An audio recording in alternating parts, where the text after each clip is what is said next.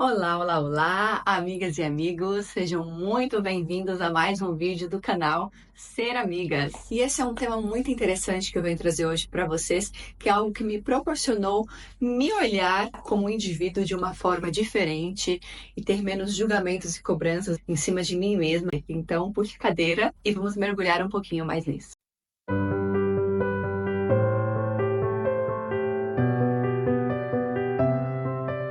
Então, esse tema que eu quero trazer para você hoje é sobre os 4 tipos de temperamento. Se você já viu um vídeo que eu postei aqui anteriormente, que tem como título Crise de Personalidade, você já sabe que eu tive uma fase na minha vida que eu simplesmente não era feliz comigo mesma.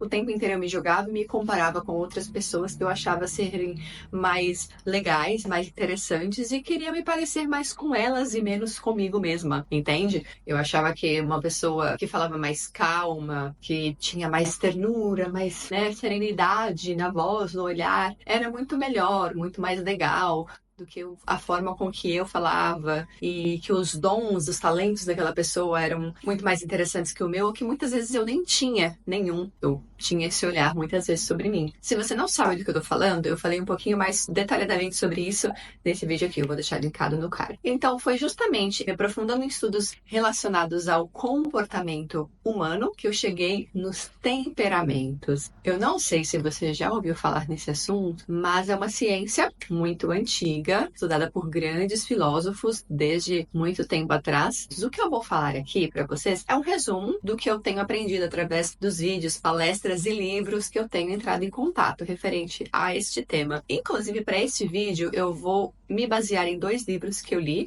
O primeiro é Temperamentos Transformados e o segundo é O Temperamento Transformado pelo Espírito. Ambos são do mesmo autor. Ele se chama Tim LaHaye. Tem na Amazon. Caso você queira ler, eu super recomendo a leitura. Vou deixar o link aqui para você, caso queira adquirir o livro. E ambos têm o fundo de cunho cristão, ok? Inclusive, o Temperamentos Transformados pelo Espírito eu achei muito interessante. Ele passa o livro explicando o temperamento em cima do comportamento de um personagem bíblico que possuía aquele tipo de temperamento. Bom, para ilustrar os 4 temperamentos, nós vamos usar primeiramente um círculo onde você encontra 4 quadrantes, e na parte de cima desse círculo, nos 2 quadrantes de cima, nós temos os temperamentos quentes, e eles são o sanguíneo e o colérico. Embaixo nós temos os temperamentos frios, que são o fleumático e o melancólico. Nesse quadrante nós temos uma linha que vai do úmido ao seco, ok? Então os que estão desse lado são os úmidos, os que estão desse lado são os secos. Quando eu descobri que existia uma forma simbólica de representar os temperamentos, isso ficou mais fácil de entrar na minha cabeça também.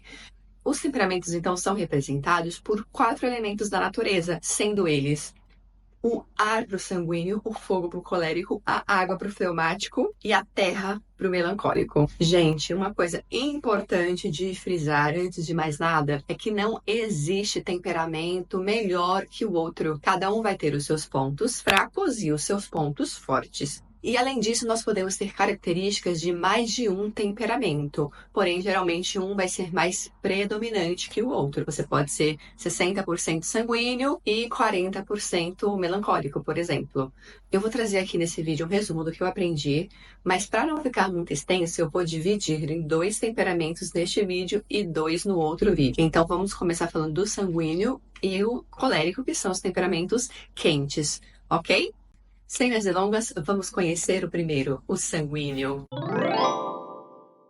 Bom, diga-se de passagem, o sanguíneo é um temperamento que eu posso descrever bem, já que é o meu temperamento predominante. Como eu já disse, ele é representado pelo ar.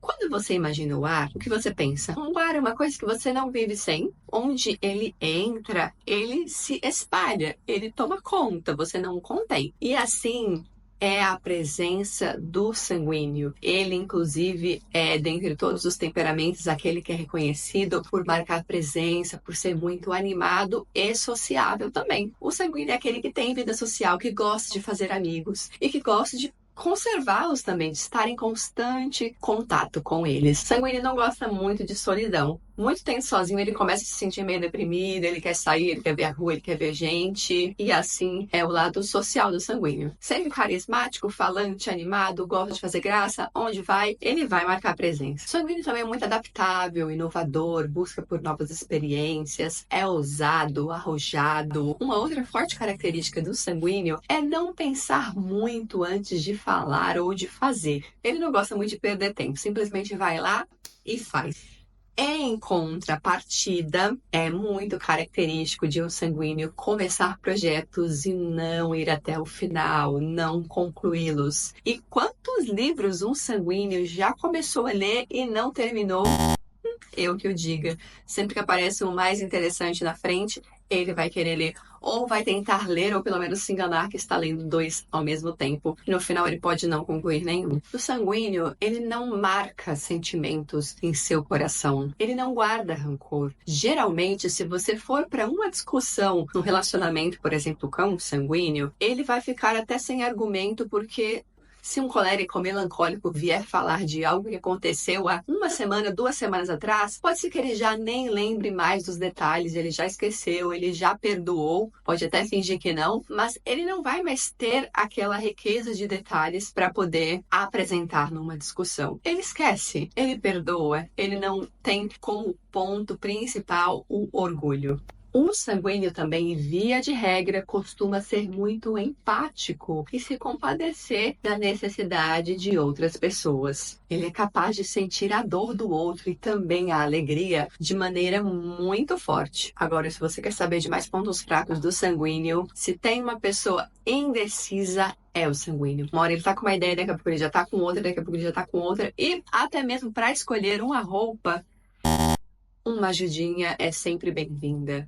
Sanguíneo também tende a ser muito desorganizado. Na forma como ele faz as coisas, ele tem um pouco de dificuldade para se manter organizado. É preciso de um pouco de esforço para que isso aconteça. Sanguíneo também é muito hiperativo. Isso também faz com que o sanguíneo seja muito procrastinador. Coloca várias coisas para fazer, muitas vezes começa, não termina, como eu já disse, e vai colocando outras mais interessantes na frente, se torna um exímio procrastinador. Outra grande fraqueza do sanguíneo é que ele pode ser explosivo e ter emoções instáveis e muito variáveis num curto espaço de tempo. Apesar de não guardar rancor, explode facilmente. É preciso tomar muito cuidado com esse traço para que ele não seja dominado por isso e acaba estragando muitos relacionamentos. Já como profissão, o sanguíneo pode ser um bom vendedor e muito carismático, assim como um ótimo professor, e quem tiver um sanguíneo como professor de matemática vai certamente entender a matéria muito melhor. Também é um ótimo orador, falando em público ele é muito bom. Bom, essas são as características do sanguíneo. E aí, o que você achou? Se encaixou?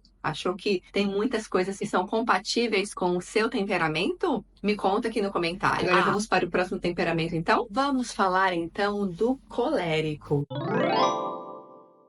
O colérico é representado pelo fogo. Bom, só através da palavra colérico e do elemento que ele representa, o fogo, a gente já pode entender um pouquinho do que se trata este temperamento, né? É alguém, sim, marcado fortemente por um traço de explosão. O colérico, ele tem a tendência a explodir, a se irritar, mas ele vai esconder isso muito bem. Às vezes ele tem um pavio até longo e na frente das pessoas pode parecer alguém muito controlado e calmo, mas quem convive nos bastidores sabe bem como é um colérico na hora que se irrita. Aliás, o sanguíneo com o colérico é uma combinação de temperamentos bem comum. O colérico, ao contrário do sanguíneo, que deixa muito bem transparecer o seu estilo agitado, animoso e irritadiço muitas vezes, ele consegue esconder um pouco mais isso.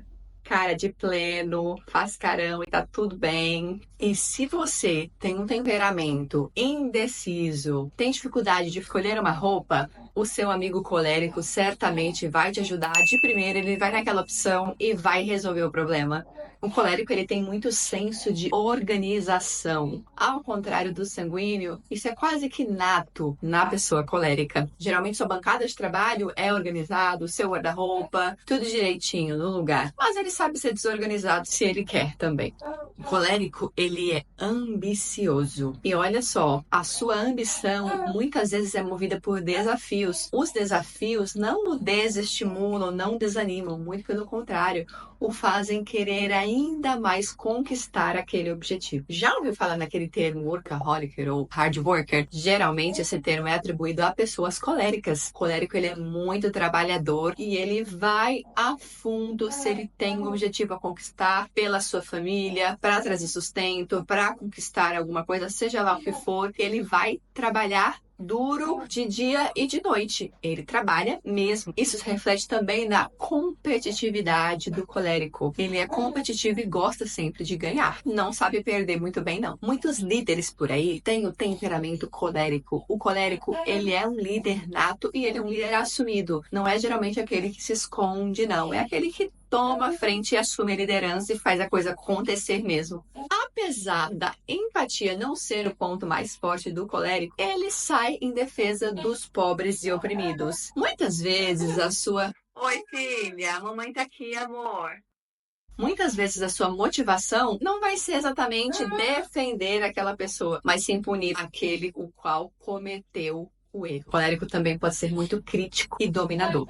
Ele é ótimo em apontar defeitos, em reconhecer os erros dos outros e dizer onde a pessoa tem que melhorar. Ele tem muita dificuldade de aceitar que a pessoa pode enxergar assim diferentemente da ótica dele. Então o colérico, ele tem uma tendência muito forte a dizer: como você não está enxergando que isso funciona assim, que isso é assim? O que está muito óbvio às vezes para ele tem que estar para o outro também, mesmo para assuntos que exigem uma análise subjetiva. O colérico, ele tem orgulho de ser como é. Uma pessoa que vai ser difícil de você mudar vai ser o colérico. Ele acha que tá tudo certo e tá tudo bem ser assim. Isso reflete em outra característica, que é a rigidez do colérico. É bem difícil dele se adaptar a mudanças de última hora, a planos não formulados. Ele por si mesmo até pode mudar os planos, mas outros mudarem os planos por ele, não vai agradá-lo. E ele tem dificuldade de aceitar a crítica, tá?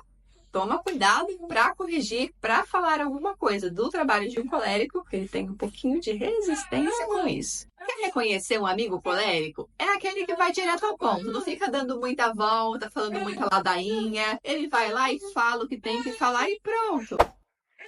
Filha, ao contrário do seu amigo sanguíneo, que vai te mandar uma mensagem no WhatsApp cheia de vogais no final, bom dia!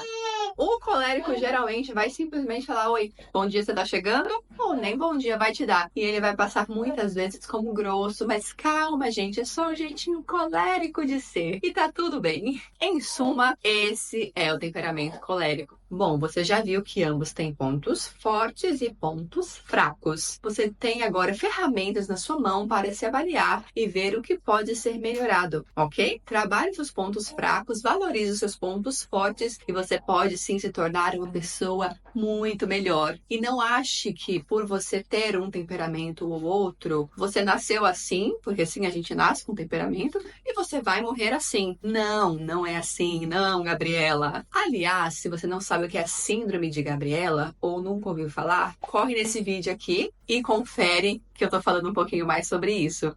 Mas não se contente de ser assim, você não precisa se contentar. Você pode se melhorar a cada dia.